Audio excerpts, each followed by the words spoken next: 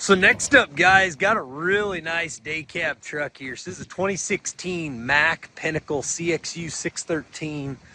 I'll go around and give you a nice 360-degree view, but very clean, nice looking truck.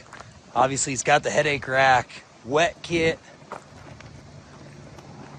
sliding fifth wheel, air ride suspension, 355,000 miles or so, about 12,000 hours. It would have the Mack MP8 diesel motor. It's got a Mack M drive, kind of automated, automatic style transmission there, guys. I think it's 175 gallon fuel capacity. It's got the little toolbox on the side of the headache rack as well. Just a really nice looking truck, seems to run well. So I'm here with Garrett. He's gonna fire it up, give you a nice demo. Starts right up there.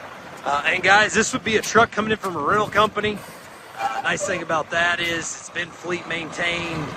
You know that the service and maintenance has been done when it's needed. I think it might be coming up on due for another service.